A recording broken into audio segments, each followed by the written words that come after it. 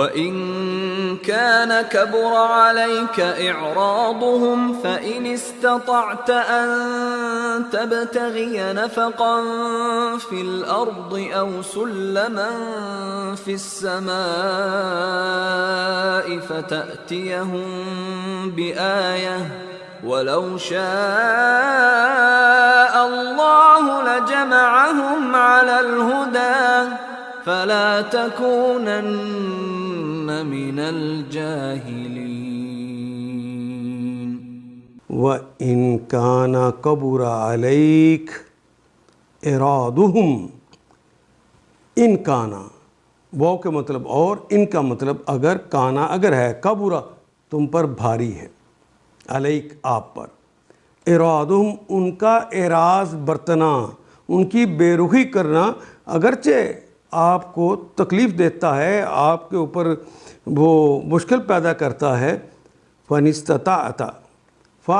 پس ان اگر استطاعت اگر تمہاری استطاعت ہے،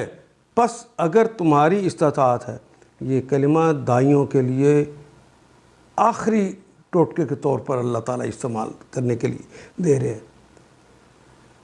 یہ ٹھیک ہے کہ ان کی باتیں تمہیں بہت بھاری لگتی ہیں،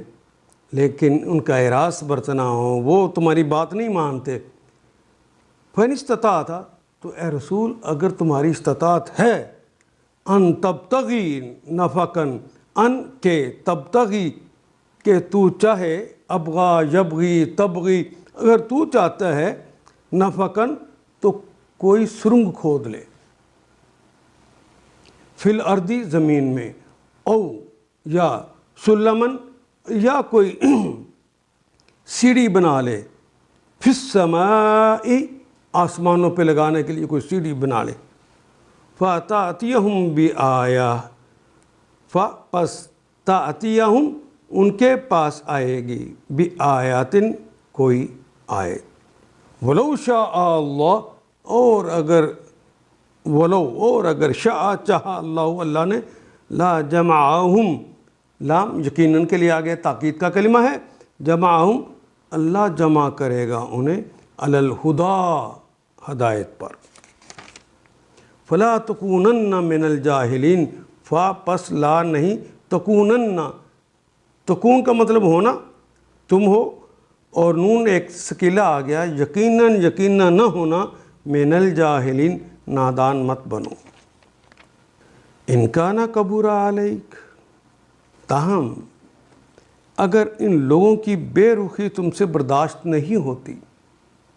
تم پر بھاری پڑ رہی ہے، تم سے برداشت نہیں ہوتی، تو اگر تم میں کچھ زور ہے تو زمین میں کوئی سرنگ ڈھونڈو، تبتغی نفقہ تو چاہو کوئی سرنگ کو، یعنی کوئی سرنگ جا کے ڈھونڈ لو، یا آسمان پر سیڑھی لگاؤ، وہ ان کے پاس کوئی نشانی لانے کی کوشش کرو، اور ان کے پاس کوئی نشانی لانے کی کوشش کرو، اگر اللہ چاہتا تو ان سب کو ہدایت پہ جمع کر سکتا تھا، وَلَوْ شَاءَ اللَّهُ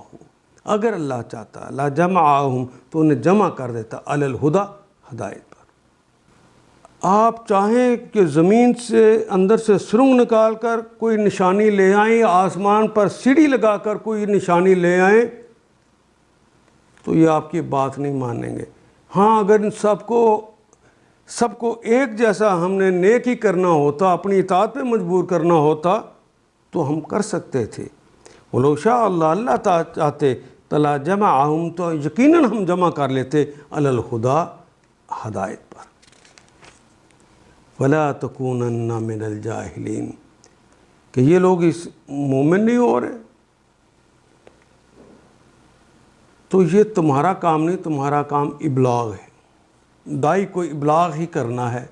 اور جو زبردستی لوگوں کو بدلنے کی کوشش کرتا ہے یہ جاہلوں کا کام ہے، یہ مومنوں کا کام نہیں۔ ان آیات کو ایک دفعہ پھر تلاوت خود کیجیے، عربی و مبین پڑھتے ہوئے دیکھیے، کیا بات پوری اندر اتر رہی ہے؟ کیا یہ اردو کے سانچے میں ڈھلتی گئی ہیں عبارتیں؟ اگر بات سمجھ آنی شروع ہوگی تو الحمدللہ یہی ہمارا ہدف ہے، اور یہ ہدف پورا ہو گیا۔